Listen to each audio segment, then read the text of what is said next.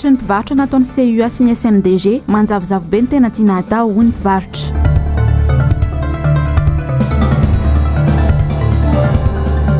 Ambatondrazaka fikasiha tanana nataony mpiasan'ny commune raikitra ny Sakoroka.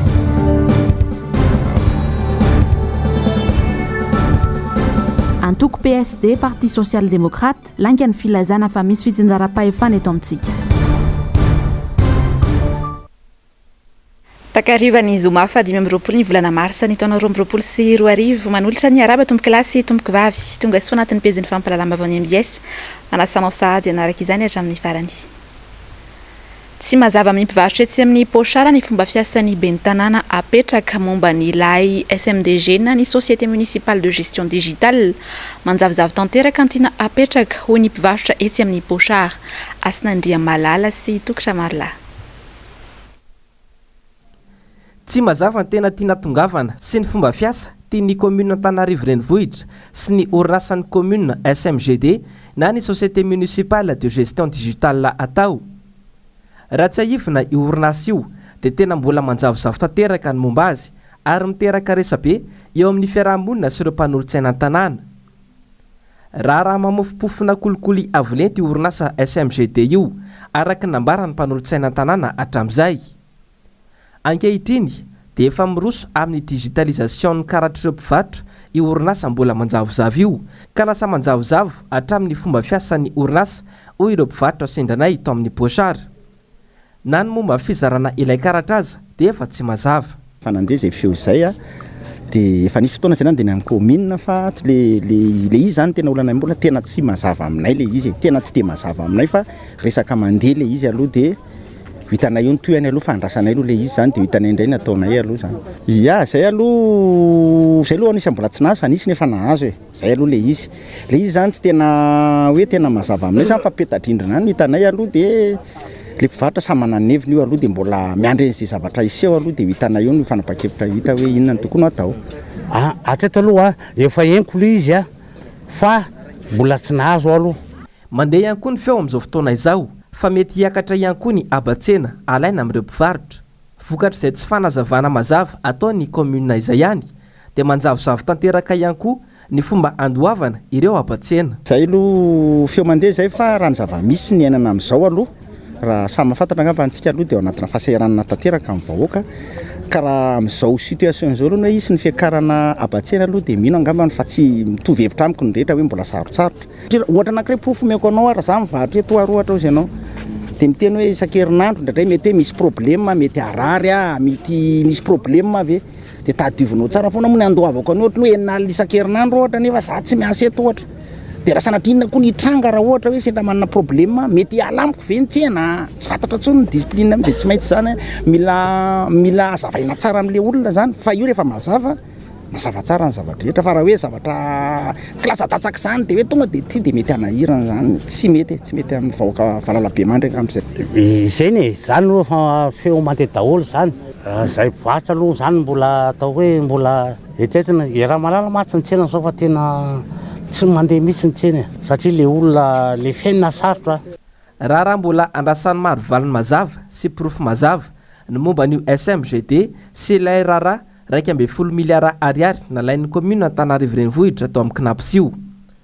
Raha samy mbola mamofopofona kolikoly avolenta satria nambaran'ny mpanolontsaina an-tanàna mantsy fa mahazo tombony be ary apahambola bio miompampana amin'io SMGD io ny ben'ny tanàna naina Andretsitoaina sady ananany reto farany profo mazava ihany koa. Toe-karena tsy ho afabela amin'ny krizy maneran-tany ateraky ny ady misy amin'ny Rosia sy Ukraine izao tontolo izao indrindra eo amin'izay lafiny ara toe-karena izay sy ny fiakaran'ny vidim-piainana amin'ny ankapobeny. Efa isan'ny mizaka ny vokatra izany ny eto Madagasikara satria dia hita taratra sady ny fiakarana eo amin'ny entona fandrehatra amin'izao fotoana izao. Avitra Solindray Bessy, Mathieu Princy. Nampitandrina ny mpampiasa entona fandrehatra rehetra ny avy eo anivon'ny Vitogazy satria isy ny fiakaran'izany tsikelikely mandritra ity taona ity. Antony mahatonga izany ny toedraraha misy maneran-tany manoloana ny ady misy eo amin'ny Rosia sy Ukraine ka nanidiny Rosia ny famatsiana entona noho ny sazy nomena azy ireo. Izao tontolo izao mihitsy no misedra olana manoloana ity sazy ity ka izao efa miatraka tsikelikely aty amin'ny firenentsika izao izany. Ho an'ny entona fandrehatra milanja 7 kilao izao dia efa nahitana fiakarana hatramin'ny 207 ariary. Izany hoe raha 503 ariary zany teo aloha dia efa tafiakatra ho 707 ariary amin'izao fotoana izao. Mahatratratra amin'ny 9 kosa ny fiakarana ho an'ny entona milanja 12.5 kilao ka lasa 7 ariary izany raha 507 ariary no nanjifanany iray teo aloha. Mba hahafahan'ny tokantrano tsirairay manjifa sy mampiasa tranony entona dia nisy ny fiapetranoraisiny ireo ka namoahana ny entona fandrehatra milanja 4 kilao ka hatramin'ny 9 kilao eny amin'ny tsena mba hanampy ny fanjifana sy amin'ny vidiny mora kokoa ka hahafahan'ny mpanjifa manohy hatrany ny fanjifana izany. Na eo aza nefa izany dia andrasana hatrany ny fandraisana andraikitra ny fitondram-panjakana mba hisian'ny vahaolona matipaika sy maharitra manoloana izao krizy maneran-tany izay efa mipaka amin'ny firenena izao. Eo amin'izay lafim-baovao izay hatrany dia namoaka tasitra mikasika ny firenena mahantra indrindra maneran-tany ny FMI na ny Fonds monétaire international. Laharana fahadimy izany no misy an'i Madagasikara amin'izay firenena mahantra indrindra izay. 700 ny tahan'ny fahantrana eto amintsika. Ny fahefa amin'ny vidiny malagasy mihitsy no mila ampiakarina raha nambarana pahy toe-karena iray. Sary sy rindran'ny sariny Manora Andriamalala. Ny PIB na ny produit intérieur brut no tarimarika maritana ny fandrosoana firenena iray. Raha tsorina famokarana isambatan'olona sandaina amin'ny vola no antsoina hoe PIB. Ny any totongana ny laharana misy antsika tamin'ity taona ity raha araka ny tatitra avy amin'ny FMI. Raha laharana 10 no nisy an'i Madagasikara ny taona 2024 nanana PIB $4.5 dia nidiny eo amin'ny laharana fahadimy isika amin'izao. Manana PIB $3.5 ambany ny tany fivezivezen'ny vola sy ny fitobahan'ny vokatra. Mitotongana ihany koa ny fahefa-mividy. Za tsy miteny hoe tsy tokony hamokatra fa hoe amin'ny fitoerana misy antsika amin'izao fotoana izao ny tinady aloha na ny fahefa-mividy malagasy aloha ny tokony amboarina. Be dia be mantsy ro azo miseho azo pahy toe-karena amin'ny teny hoe tokony hamokatra be dia be antsika dia tafavoaka. Za mame ohatra tsotra fotsiny raha izy ny épicerie iray mivarotra gony-bary 10 izy ohatra. Le olona mividy vary ao aminy vidy amin'ny kapoaka. Ary tsy efa tsy amin'ny kapoaka ny Nestlé intsony zao fa misy amin'ny kapoaka na Madco. Raha manaraka an'ireo miseho azo mahay toe-karena ireo hoe ampiakarina famokarana dia hoy izy andao akarina ary. Tsy gony-bary 10 intsony no amidin'ilay épicerie fa misy gony-bary 10. Le olona tsy nefany amin'ny kapoaka ihany no mividy vary. Mamaolana hoe zany. Lazaina trano fa noho ny Covid-19 no mahatonga ny fitotongana ny toe-karena eto Madagasikara. Iza moa ny firenena tsy nandalo krizy. Saingy tsy mety tafarina mihitsy isika. Ny antony ilazana fa tsy manana paikady fampandrosoana ny firenena ny fitondrana ankehitriny. Mbola ny fita amin'ny fitopolo faingo 400 amin'ny malagasy izao no miaina latsaka ny $2 isanandro. 520 hatramin'ny $520 kosa izany any amin'ny firenena mandroso. Mibaribary toy ny vahakan-drana kosa ny fahoriana mianjady amin'ny vahoaka malagasy ankehitriny. Tsy misy izay tsy notaraina ny rehetra manoloana fiakaran'ny vidim-piainana. Tsy misy azo ianteherana intsony samy manao izay avelona sisa ny olona. Ando miaratina sy tahiriny aina no mitatitra amintsika ny andindiny izay. Malagasy hatramin'izao ny firenena sahirana ny vahoaka mahantra fadiran'ovana. Tapidala-kalesy samy manao izay avelona sisa ny ankamaroan'ny olona. Ny asa tsy misy, ny fivelomana tsy zarizary. Ny vidim-piainana tsy mitsaha miakatra, manampitrotraka izany ny aretina vokatry ny loto. Tsy misy sarangotana fa miandry ny rariny. Ny hoan'ny androany dia tiavina androany.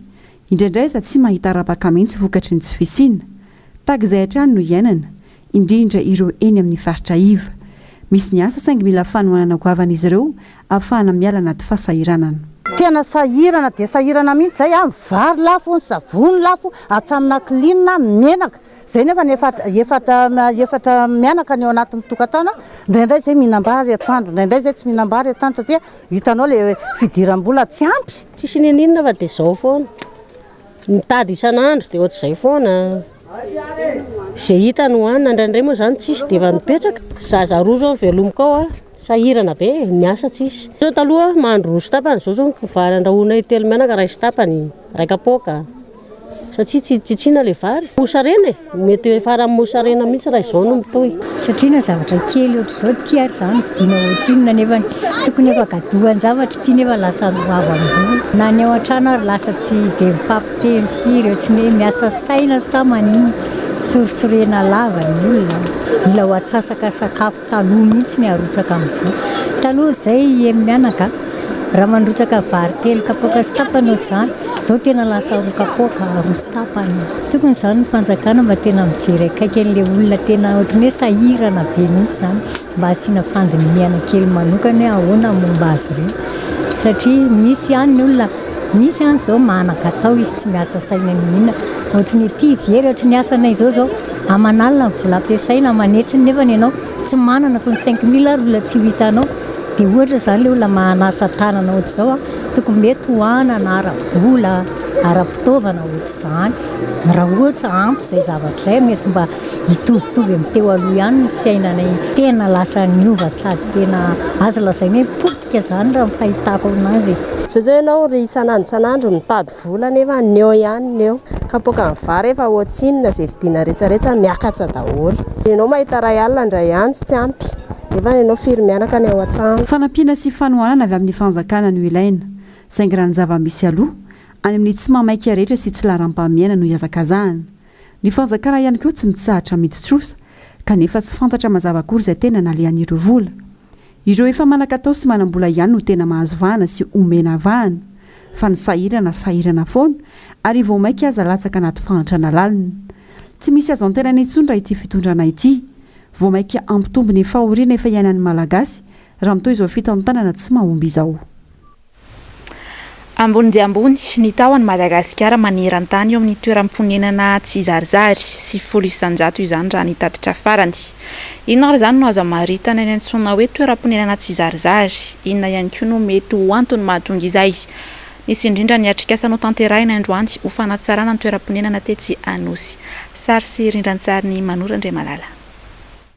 Ny fitombon'ny mponina aingana loatra no antony iray voalohany mahabetsaka ny toeram-ponenana tsy zarizary na bidonville mahery ny roa hetsy isan-taona ny olona mifindra monina an-tanàn-dehibe eto Madagasikara raha araka ny tatitra ny taona 2024 tsy mifanaraka amin'ny foto-drafitr'asa eto amintsika izany ka antony mampitombo ny toeram-ponenana tsy zarizary raha ho an'Antananarivo manokana ny fitopolo isan-jato amin'ny toeram-ponenana eto amintsika dia tsy zarizary avokoa inona ary izany no mahasotsivana ilazana fa tsy zarizary ny toeram-ponenana iray araka ny famaritana nataon'ny sampandrarahany firenena mikambana ny UN Habitat moa zany dia rehefa tsy misitraka teboka anankidimy ny toerana anankiray dia voasokajy ao anatin'ny toeram-ponenana tsy zarizary ao anatin'izany ny hoe fisitrahana ny trano fonenana maharitra sy manaja amin'ny maha-olona ny faharoa ny alehibean'izany trano zany ataontsika espace de vie ny fahatelo ny fisitrahana rano fisotro madio ny fahaefatra ny fisitrahana ireo lakan-drano tsara orona sy mandeha araka ny tokony izy ary ny fahaefatra farany dia mahakasika ny fananantany. Ankoatra ny fitombon'ny mponina ny fahantrana anisan'ny mampirongatra ny toeram-ponenana tsy zarizary ihany koa ny tsy fanajana ny lalàna. Betsaka ny tsy fanajana fanorenana eny ambony kanal ny fanorenana eny amin'ny toerana tokony tsy azo anorenana etsetsetra ao anatiny ary indrindra ihany koa misy ireo olona ataontsika hoe milaza ho tompona tany any amin'ireny toeram-ponenana tsy zarizary ireny izay mataoko hoe mifavorize manabe votsy mamevana ny fanorenana trano tomboka amina alehibiazana kely satria ano any amin'ny 20% trano ao anatin'izany toerana zany dia latsaky ny 20 metra carré ny angezany trano. Raha araka ny tatry ny firenena mikambana olona iray amin'ny 3 no mipetraka amina trano fonenana tsy zarizary maneran-tany manodidina ny 1 miliary izao ny olona mipetraka amina bidonville. Nisy androany ny atrikasa mahakasika ny politika ny lalàna mife ny fisorohana sy fanatsarana ny toeram-ponenana tsy zarizary. Programa asa izay niarana ny asa tamin'ny fandaharana asa ny firenena mikambana mikasika ny trano fonenana na ny UN Habitat. Tetikasa efa nanomboka ny taona 2024. Ny trotra ny mponina tao Ambatondrazaka renivohitra ny maraina teo manoloana indrindra ny fikasihan-tanana nataona polisy munisipaly lehilahy iray. Nirefitra ny bomba mandasan-dranomaso kanefa tsy nampiamotra ny vahoaka Itaky ny rariny izany. Ny Andrianarivony MDS Ambatondrazaka. Noratraina polisy kominaly ny taxi bisikleta iray ka raikitra ny sakoroka teto anivon'ny renivohitra faritra loatra mangoro. Tezitra no itrangio ny mponina avy ao Pitatsimo ka nirotoroto ny tady ilay polisy kominaly mitantara ny zava-niseho ny taxi bisikileta iray. Ny eto amin'ity toerana eto ety dia amin'ny sivy zany misy fandaminana eto rehefa amin'ny sivy dia ahikalekaiky ny mada hôtel zay dia misy bandy kely eto lalahy zay nagnalana dia sy tombo ny bisikletany fa ibandina raha io sy tagnatin'ilay folona aby volana an-dalana agnalavo zay dia tonga dia tofirin'ny le namany zotra sy le polisy kely mody voasambo izy am'izao zay zany eto dia miteny aminao zay malahelo izy satria fahavaratra ny andro tsisy asa atao zay eto afa-tsy ty zay eto roa rivo telo rivo arivo la isan'andro eto dia ahilikiky zay dia hoaiza zany zay madinika. Ny afo natao amin'ny stand central eto Ambatondrazaka ireo polisy communal ary nirotsaka antsehatra ny aro azy ireo ny mpitandro ny filaminana niakatra noho izany ny atezeram-bahoaka ka raikitra ny torabato mba hanaparitahana ireo olona zay marobe tonga teo akaiky ny stand central dia nanapoaka ny entona mandatsadramaso ny mpitandro ny filaminana sady nanao ny dividanitra. Tsy nampiotsina ireo vahoaka nefa zany fa vomay ny toetrany ny torabato ka nisy ny olona iray voatsambotry ny mpitandro ny filaminana. Somary niteraka fahasorenana ho an'ny olona mivelona manodidina ny stand central ihany moa ilay fanapoana entona mandatsadramaso nataon'ny mpitandro ny filaminana. Nanamarika nefa ireo mpitandro ny filaminana fa tsy misy afatr'izay no afana mampiravina ilay sakoroka teo nivony izany stand central izany. Odiny mpitondra tsy hita fa ny fambolena dia manana anjara toerana lehibe amin'ny paikady fampiainana ny fahantrana ho an'ny tsirairay indrindra fa eto Madagasikara. Ny fotom-piainan'ny malagasy mihitsy no odiny fitondrana dia ireo malagasy tantsady mavalopolisy sanjato any ka miaina amin'ny lavaky ny fahantrana mangitsikitsika ny malagasy satria na ny varoan'ny malagasy sady miandry ny vokatra miakatra any ivelany. Ramano Menjanahary tahiriny aina. Tsy misy ny indostria sy rehefa mikarana ny entana rehetra ilain'ny mponina andavanandro any ka ny 900 ny entana ilaina dia afarana any ivelany avokoa. Nefa nisy sy niodina ary afaka nampiasa malagasy teto raha teo norobaina sy nidorana tamin'ny taona 2010. Vokany manafatra lava no atao. Ny mpandrava tamin'izany tsy mahatsangana na iray aza mandrak'ity androany any ka hatramin'ny rita-tsapamokatra mijoga ny fahoriana ankehitriny. Fiainan'ny olona andavanandro zany tena miakatra be ny vidy fiainana na varina ny rehetrarehetra mihitsy dia amin'ny mahatantsahana reo zao hoe inona ny tena olana amin'ny resaka fambolena sy ny fiompiana raha le zezika zany no tena olana be ty aminay zezibazaha. Vidina zezibazaha lafo be aty efa misy ronja ty 500 sy 5,000 ny tampy ny MPK 4,000 so zany tena tsy mety mihitsy ny fiainana zao. Eo ny tsy fahaizana fa tany manana ny hasina sy kolotsaina izay nolovaina tamin'ny razabe ihany koa ny malagasy izay nopotena sy nosombaina tamin'ny taona 2010. Vokany toa tany voaozy ny Madagasikara ankehitriny hoy ity ray aman-dreny ity. Rehefa miteny ny zoky dia mino aloha zany raha ohatra ka misy tsy mety ataony miteny ny ray aman-dreny ary ty tokony miandratsiraka sy raha valo manana vatony ny ediny ianao amin'ilay taona sy mpinanambary ny dadanao somamanao dia tonga dia misakisana rao fa aloha ty hoaninay zay niany teniko zay fa tsy maintsy mifanaja ny ray aman-dreny sy ny zanaka dia mifanaja ny zoky sy ny zandry zao efatra alina sy efatra tsy ray tafitrisa mbola tsy mahazo meko roa fa raha zay fiainako tany aloha ny anovan'ilay ankizy tsy azo intsony tsy azo ny ray aman-dreny nanaja zany nanaja ny ray aman-dreny. Ala olan'izao fitondrana izao foana ny fisian'ny valanaretina COVID-19 teto amintsika. Raha tsy aivina nefa dia nisy ny aretina antsoina hoe chikungunya teto amintsika ny taona 2010 izay isan'ny namparefo ny sehatry ny fizahantany sy ny toe-karena ihany koa tamin'izany fotoana. Na dia nisy aza ireo tranga ireo dia mbola nahatratra 4,700 ny fitombony ari-karena fahobe ny taona 2010 izay nataon'ny fitondrana marika ravalomanana. Io fiakarana io dia azo avy amin'ny fampiasam-bola izay nivinavinaina hatrany amin'ny 1,700 ny ari-karena fahobe ka ny 1,100 amin'izany dia avy amin'ny fampiasam-bola ataon'ny fanjakana ary ny 0,100 kosa dia avy amin'ny fampiasam-bola ataon'ny sehatra tsy miankina.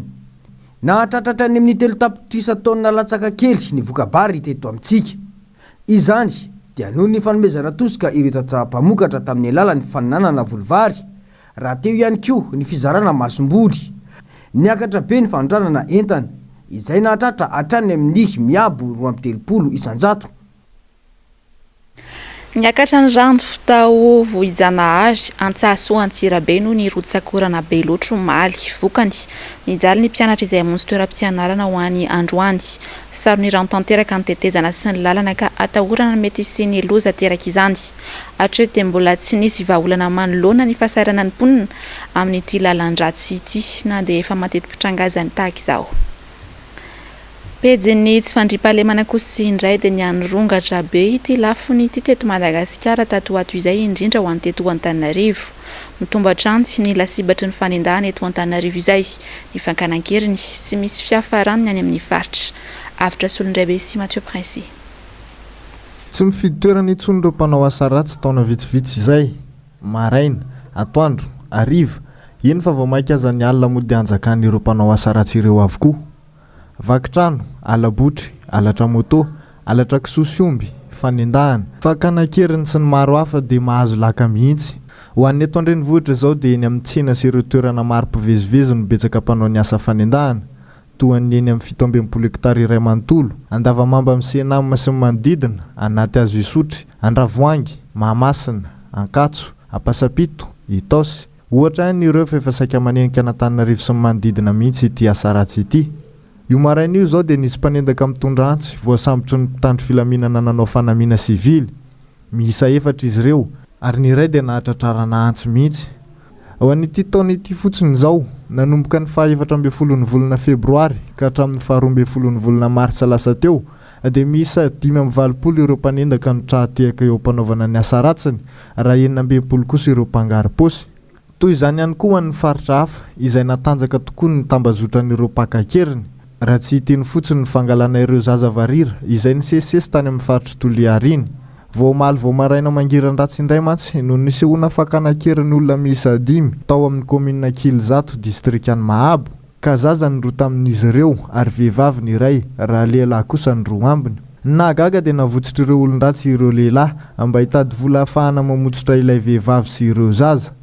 Isan'ny mahazo fampiororona avy amin'ireo olon-dratsy ihany koa ireo mpitandro ny filaminana any an-toerana ka anaovan'ireo fokon'olona antsoavo amin'ny tompon'andraikitra ao Amenabe sy aty Antananarivo mba hijery ny raharaha akaiky satria mandry tsy lavoloha izy ireo.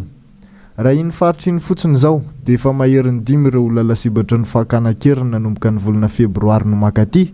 Isan'ny ambety resaka hatrany tokony hijerena vahaolana amin'ny resaka tsy fisianasa sy ny vidim-piainana izay mitangana izay misy ifandraisany tanteraka amin'ny tsy fandriam-pahalemana manjaka amin'izao fotoana izao. Ka nairana ombenombeny ny fitondram-panjakana mba hijery ny mararany vahoaka ny fotony fa tsy hijanona ambony latabatra fotsiny ihany.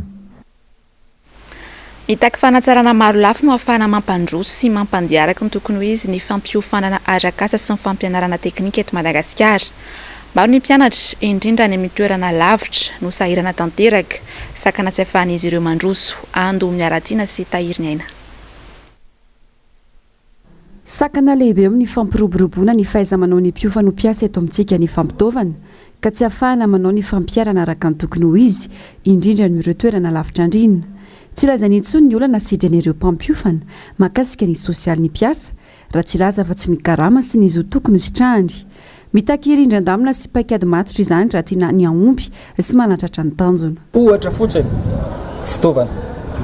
Raha misy fitaovana isanao dia minoa isika fa androso ny zavatra ataontsika. Indrindrandrindra fa aty amin'ny fampianarana teknika.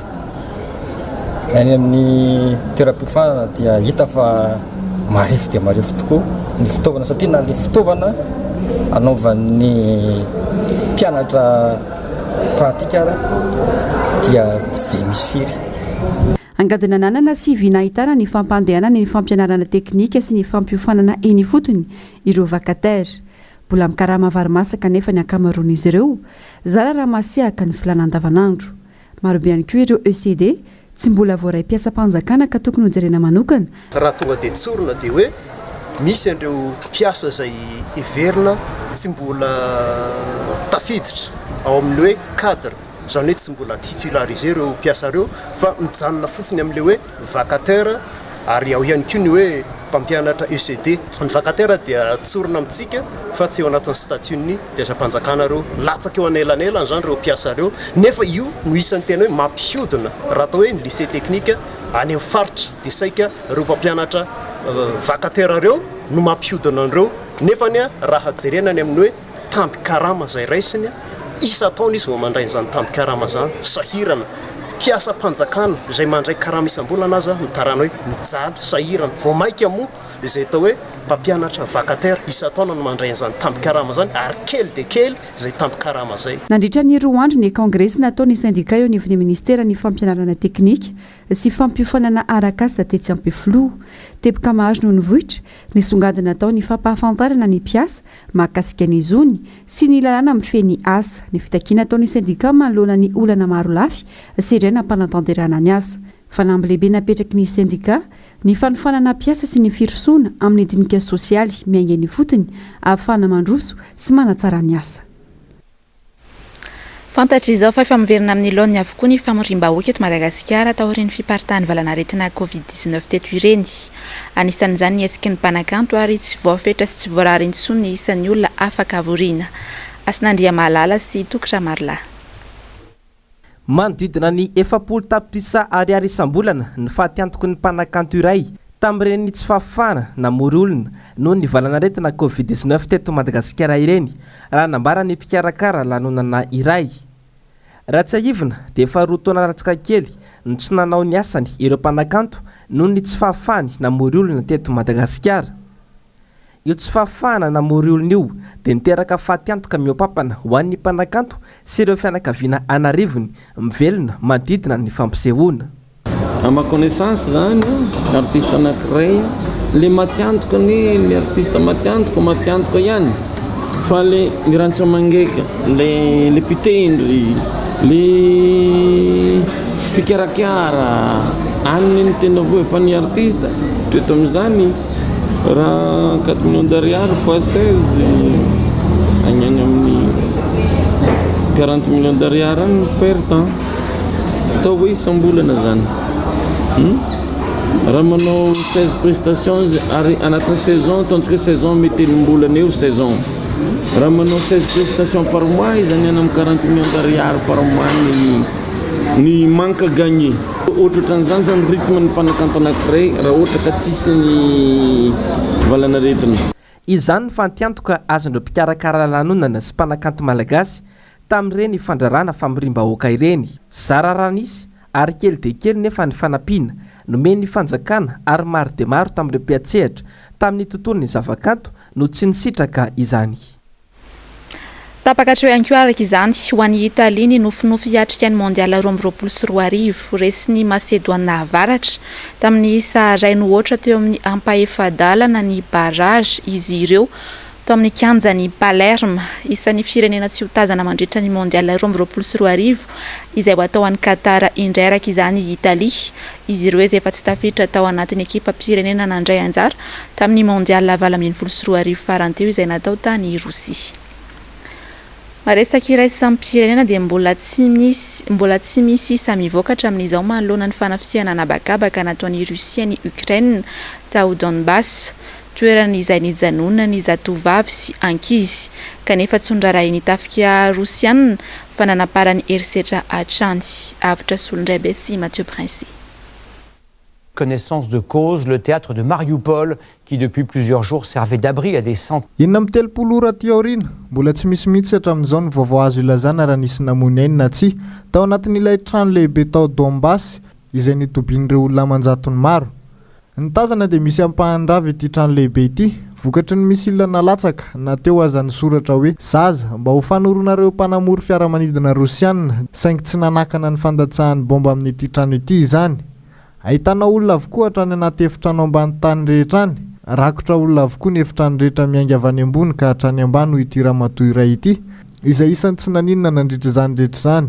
Nanamafy ny fahabetsahan'ny olona izay ao anatin'io trano io ity vehivavy iray ity. Izy izay ao anatin'ny ONG Human Rights Watch nilaza izy fa raha isan'ny olona tao dia tsy ho tafiditra any amin'ny efitrano ambany avokoa noho ny fahateren'ny efitrano. Olona manodidina ny 500 ny tafiditra any ary betsaka noho izay ireo taty ambony ho hatrany nambarany. araky nambarin'ireo fikambanana hafa manampy ny mpiarabelona dia manodidina ny 700 hatramin'ny 1000 ny olona tao anatin'ity toerana fanaovana tsangatsehatra ity. Ity toerana ity izay efa natokana andraisana ireo olona tsy mahita ale izay hita eo afovoan'ny tanàna. Toy ilay toeram-pilomanosana iray tsy lavitra an'io ihany ka nandatsahan'ny Rosianina bomba ihany koa omaly. Municipale également bombardée hier et refuge elle aussi d'autres civils si l'on en croit cet homme.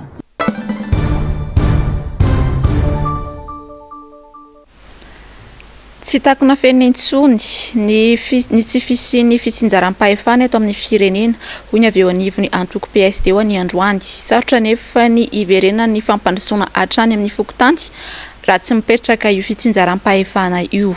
Manome-Njanahary sy Tahiriny Aina. Tsy mbola mipetraka eto amintsika ny atao hoe fitsinjaram-pahefana hoy ny avy eo anivony antoko PSD Androany. Olombitsy no mahazo tombony eto amin'ny firenena na eo amin'ny sehatry ny fandraharana na eo amin'ny sehatry ny fanondranana ny harem-pirenena. Mijaly ny vahoaka ankehitriny, potika ny akamaroany ny fototra-fitrasa raha tsy resaka fotsiny toy ny lalana. Gouvernemanta ny fanavotam-pirenena no ilaina hoy ny antoko PSD mba hisiny ny fanavotana ny vahoaka malagasy sy ny firenena izay latsaka anatin'ny lavaka fahantrana sy ny trosa lalina amin'izao fotoana izao.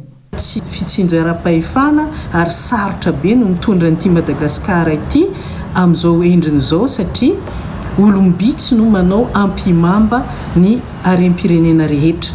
Zany hoe io gouvernement io zany dia karazany hoe finanan'olombitsy. Dia amin'ny fomba ahoana moa ny ahafahana miasa amin'izany ka satria efa latsaka ankaterena ny firenena ka gouvernement ilaina dia na ataontsika hoe gouvernement de salut public na gouvernement d'union nationale.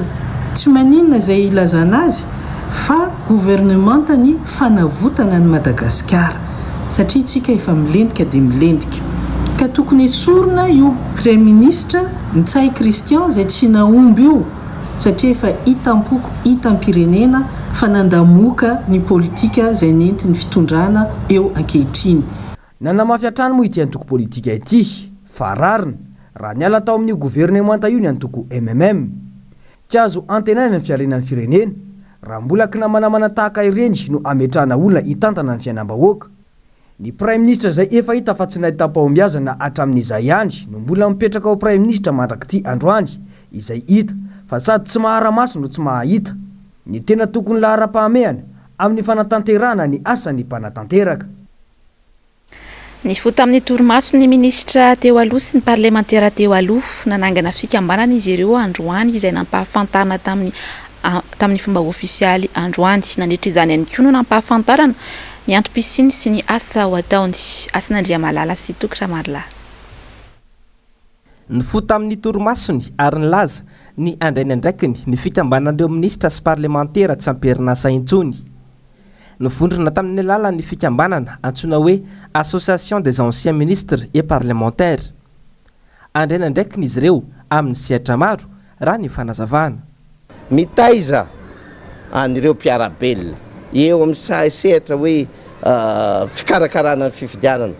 Mijery ireo avaram-pianarana koa mba afantatra ny lalana tokony izorana satria mbola tanora izy ireo.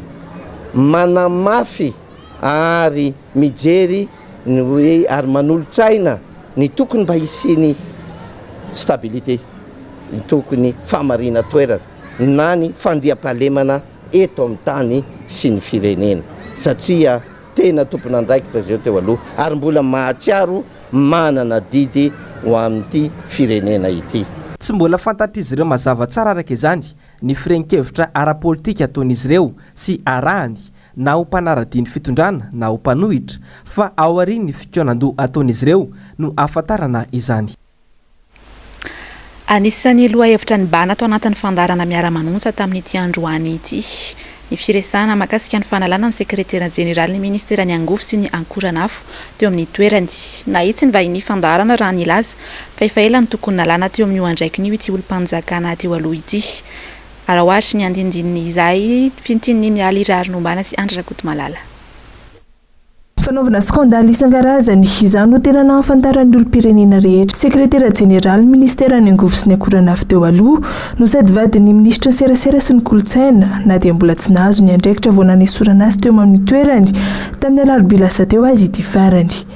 Anisana sibatra tamin'ny toetra n'ity olom-panjakana teo aloha ity ohatra ny loholona iray teo aloha ny taona 17 teo ihany koa ny jeneraly iray izay norahonany nandritra ny resaka ny fanaovana izy ireo amin'ny telefona na volana vitsy lasa izay. Tsy lazaina intsony moa ny fandrahonana nataony tamin'ny alalan'ny fampiasana basy raha tsy hitanisa afa-tsy ny raharana kasika ny vadiny sy ilay mpihira malaza iray. Na intsony teo anivon'ny fandahana miara-manonja androany raha nilaza fa manara-baraka ary manaratsy ny endriky ny fanjakana ny fihetsika nataon'ity sekretera jeneraly teo aloha ity ary tsy izy ihany fa voakasika ao anatin'izany ihany koa ny vadiny. Ankoatra ireo ministra vitsivitsy izay tsy mahomby eo amin'ny lafin'ny fandraisana andraikitra ho an'ny vahoaka, efa ela ihany koa no tokony nalana tamin'ny toerana io ministra ny serasera sy ny kolontsaina io ary efa ela no ny andrasan'ny olom-pirenena izany. Mampametra-panontaniana rehetra hatrany moa ny mbola hitazonan'ny filoham-pirenena azy na dia efa tsy takona fenina intsony aza ireo skandaly efa nataony.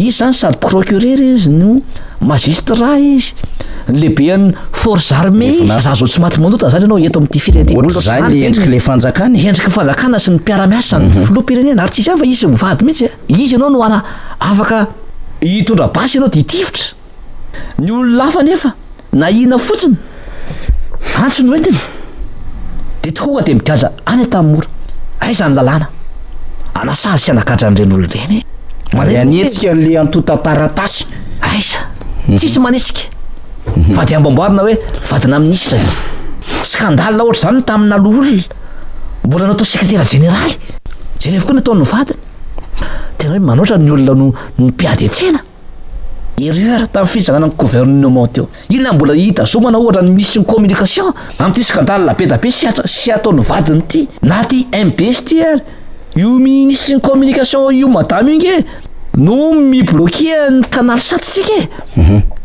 efa ela no tokony sonon'ireny olona tahaka an'ireny. Ankoatra izay no resahana tao anatin'ny fandahana miara-manonja androany ihany koa ny mikasika ny raharaha KNAPS. Fiangarana tsotra izao no hita ao anatin'ity raharaha ity satria toa mbola tsy misokatra ihany fanadihadiana mikasika ny londohan'ny mpisorona ny indram-bola mihoapapana teo anivon'io rafitra io izay tokony anefa nisazony ihany koa araka ny nambarany Christian Tabera.